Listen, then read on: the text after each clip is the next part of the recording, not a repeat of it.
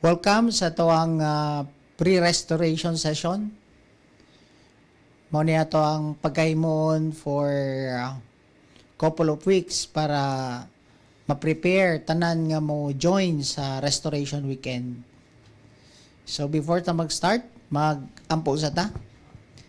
Langit nga amahan, salamat Ginoo ani nga time na imong gialaw Ginoo para kami makatuon sa imong pulong and ma-prepare mi Lord, especially kining among gina-desire nga ma-restore Ginoo.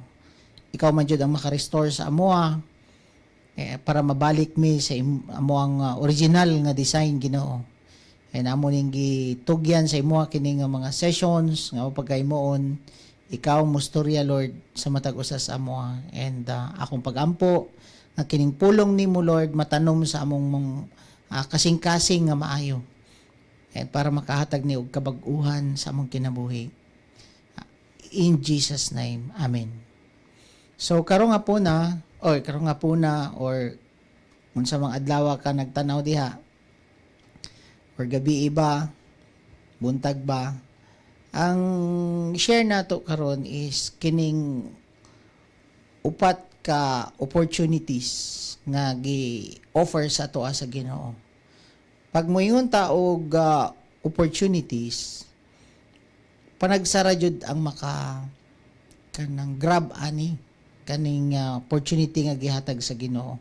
Usually kining opportunity sa kalibutan nga ginahatag sa ato opportunity magkatrabaho, opportunity magkakwarta, opportunity na magkaroon og negosyo, kanang usual nga ginagrab sa tao. Pero kung ang opportunity gani nga gikan sa Ginoo, maglisod pag invite ang tao sa ato or kanang tao nga gigamit sa Ginoo sama anang nagpa watch ani karon or nag-invite sa imo karon, maglisod pa sila invite sa ato especially pag abot sa Ginoo. But kabalo ba mo kung inyo haning i-grab kining opportunity, which is ako po gi-grab kining opportunity 2009,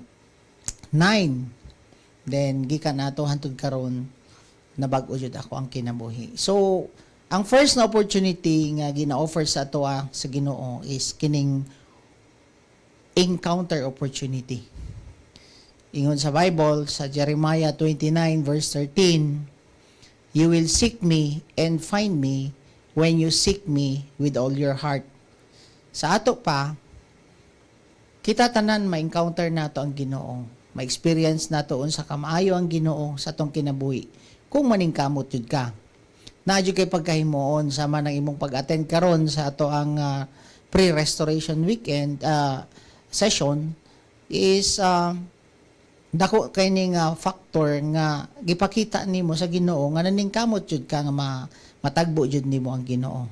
So naay story nga ako ang i-share karon na ani sa Luke 15 verse 11 to 20, mo ni ang story sa prodigal son, no? So ang story ani ingon diha, no, basahon nato naman sa inyong screen karon. And he said, "There was a man who had two sons, and the young of them," yang ingon diha, "and the young of them said to his father, 'Father, give me the share of property that is coming to me.' And he divided the property between them." So ang papa mismo, no, grabe jud ka kaning ang iyang heart sa iyang mga anak.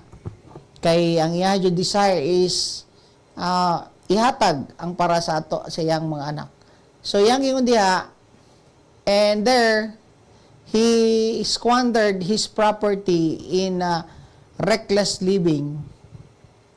When he had spent everything, severe famine arose in that country, and he began to be in need.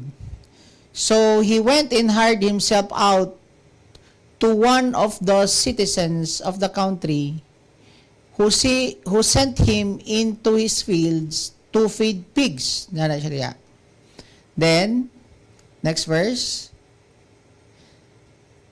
"And he was longing to feed with the pods that the pigs ate. Yan na siya diya. And no one gave him anything.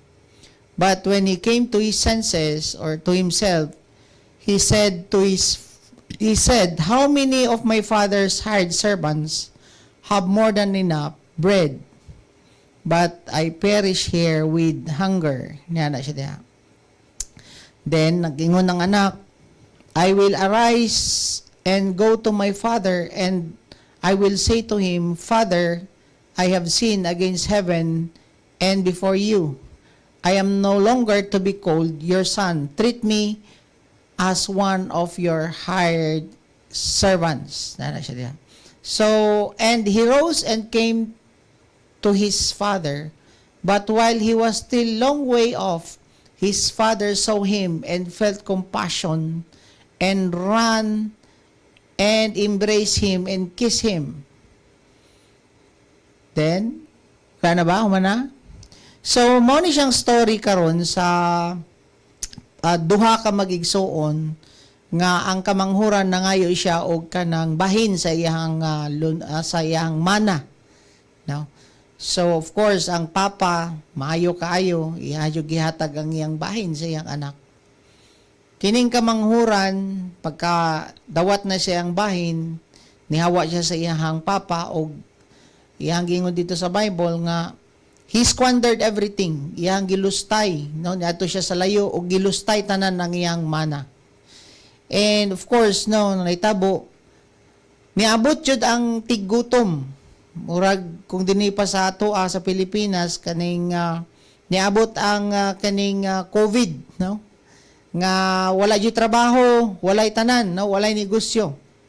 And walay lain ni dawat sa iya is tigpakaon na lang og baboy.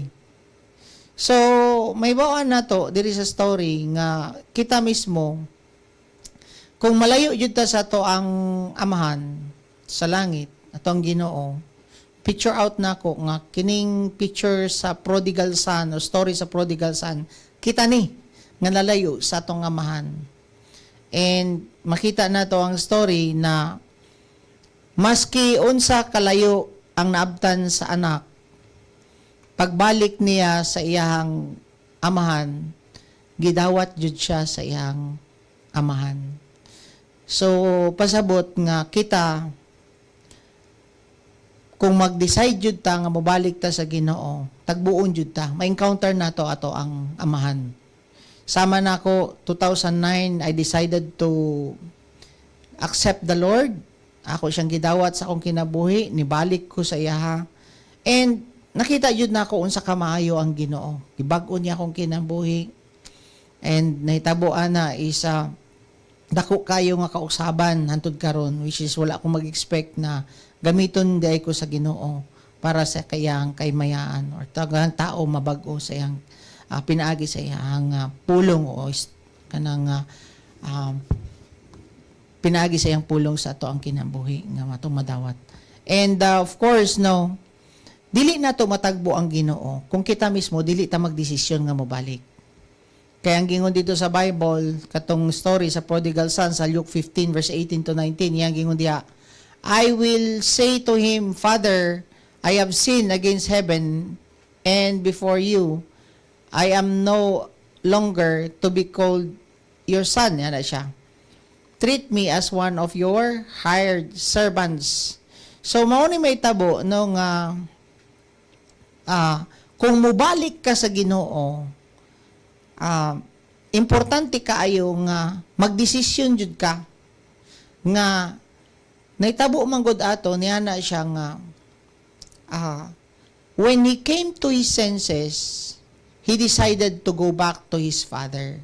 Pasabot nga kita mismo dapat matauhan ka ba nga dili na mao ang imong sitwasyon. Wala ko kabalo gatanaw ka karon. Wa ko kabalo sa imong situation.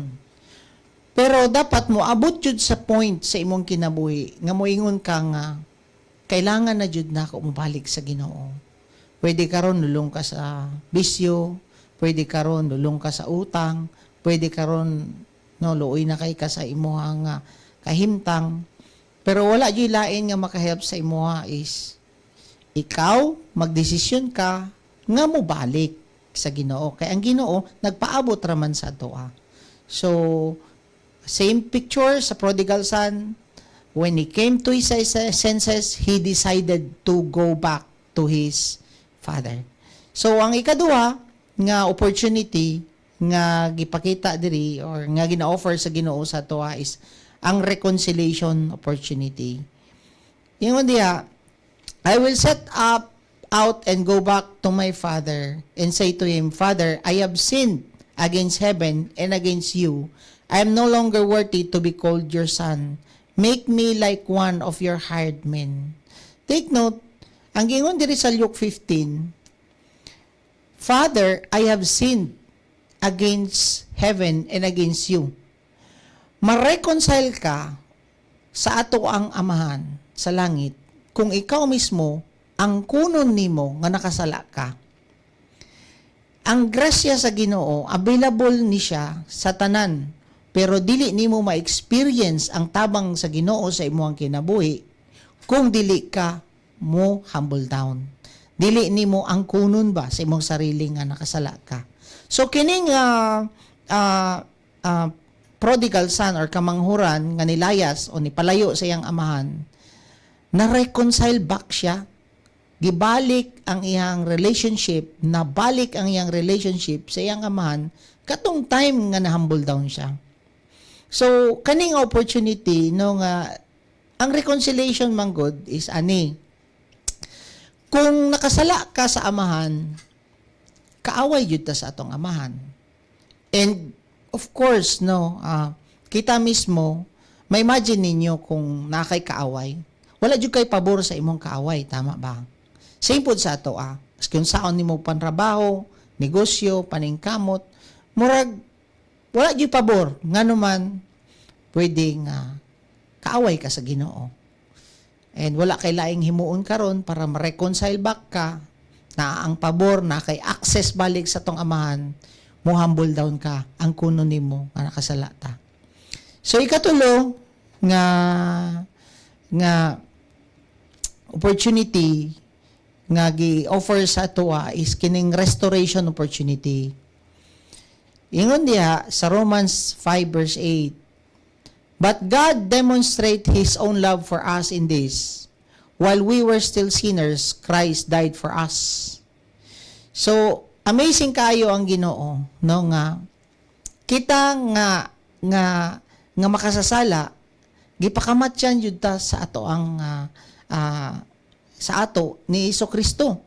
Si Jesucristo nagpakamatay para lang jud kita ma-restore sa atong original nga design. Kay tungod sa sala, daghan naman kay tunglo nga nahitabo or kanang na-experience nato, sama ng sakit, samaan ng bisyo, samaan ng timailhan nga napay tunglo is kanang sakit nga naglatay sa pamilya. Timailhan nga napay tunglo sa tong kinabuhi is kanang oppress kay ta, kanang dili ta makalingkawas sa tanan nga mga bisyo or sa tanan natong kahimtang. So isa na siya ka timailhan nga naapa kana nga tunglo, wala pa ta na restore back sa Ginoo. And kini ang opportunity karon nga gihatag sa toa sa ato ang Ginoo, pinagi kang Kristo nga namatay siya for us nga ma-restore. And kita mismo ma-restore tag balik kung mobalik jud ta sa ato ang Ginoo. Ingon dili sa Luke 15 verse 23 to 24. Bring back the fattened calf and kill it, and let us eat and celebrate, for this my son was dead and is alive again. He was lost and is found, and they began to celebrate. So take note, pagbalik sa kamanghuran dito sa iyang papa, daghan kayo gi-restore ang iyang amahan diya sa iyaha. Ang una niyang gi-restore is, number 1 is ang iyang singsing, ay ang iyang sanina. Makita ninyo, kining sanina, nag-speak siya about kating ato ang identity or ato ang kinaiya. Kung makita ninyo ang story, niya na siya nga, make me as your hired servant. Kabalo ba mo nga ang anak nawala na noon ang iyang pagiging anak. Mao baya king may tabo sa toa kung mapalayo jud ta sa toang amahan kay mawala ang ato ang pagiging anak. Mailhan man na sa imong pag-ampo, magsige kag pangunta, na unta, tubagon sa Ginoo ang akong pag-ampo, unta no nga ihatag ni sa Ginoo. Wala kay klaro mo ampo ba? Isa na katimailhan nga wala pa ka na restore balik. Mao gani kailangan nimo mo attend ka og restoration weekend kay para masabtan nimo unsa jud ang gihimo ni Kristo sa cross sa toa. Ang number 1 nga gibalik sa iya pagbalik sa anak is kining sanina. Kining sanina is nag-speak na siya sa atong identity, atong batasan, atong kinaiya, no? Makita ninyo nga sa sige niya pakaon og baboy, nanimaho jud ni siyang baboy na. So una jud gikambyuhan sa papa is sanina. So kita mangila jud ni atong batasan once nga malayo ka sa amahan. Ako pod mismo, grabe pod akong batasan before. Grabe mamalikas. Ang pagtan-aw sa akong sarili is kung unsa na ang naipon na akong kwarta, no? Ako pagtan-aw sa akong sarili, unsa po'y isulti sa ko sa uban. Wala ko gatan-aw sa akong sarili, subay sa pagtan-aw na ako sa Ginoo o pagtan-aw sa Ginoo sa akong kinabuhi. Mao na nga grabe kayo ang gihimo ni Lord sa kuha, no? Ang para sa aning prodigal son, giusab niya akong batasan. Ikaduha nga gibalik sa Ginoo sa kuha is of course no ang singsing. No, sama pod ato ang anak nga gibalik ang iyang singsing. Unsa man ning singsing? Pwede na naprinda na ni sayang anak ang singsing paglayas, nawala ang iyang authority. Kabalo ba mo tungunang panahon ang mga royal family, ang mga anak sa dato tunguna, nadyo na sila yung mga singsing. Ngano man, ang singsing butangan na nila og ink para maoy itab-mark nila or kanang i-mark nila sa sulat nga kana nga sulat gikan siya sa hari o gikan siya sa nay authority nga tao. So kung makadawat ang mga magbasa ana, mutuman jud sila kay kabalo man sila nga nay authority ang nagpadala. Simpod sa ako tunguna mahadlok kay ko, mangihi lang ko sa daplin, magtabi-tabi pa ko, muagi ka sa kahoy, basig na baliti diha, ay kanang naay nagpuyo diha. So magtabi-tabi pa ko. So hadlok kay ko. Pero kabalo mo gikan sa 2009 hangtod karon, di ko mahadlok sa yawa. No, actually pila na kayawa ang na cast out nako pinagi po sa gahom sa Ginoo nga gihatag sa kuha. So kung mobalik ka sa Ginoo, ibalik pud niya imong authority. Pwede na ka makapalaya sa yawa. Kay mamay, gingon sa Bible, these signs will accompany those who believe in my name, you can cast out demon. So, wasabot na nga naa na kay gahom towards sa enemy. Dili na ka tamak-tamakan sa enemy. Na maski kalingtura lang, mahadlok na ka. Kanang naalay ka ng mga istorya, bahin kapre o mananap, mahadlok na ka. So, karon ay naog, sige, tabi-tabi diha. Kung mabalik ka sa Ginoo, kay balik na yun niyang authority. Di na tabi-tabi, pahawa, muana na ka, in Jesus name, muana na ka, no? So, ikaupat, I think, katulo na tano, ang sanina, ang singsing, ay katulo nga gibalik sa iya is kaning sandal. Ang saning sandal. Ang mga anak pod sa mga royal tunguna is na sila mga sandal. Mailhan nimo ang mga anak sa dato kay na sila sandal.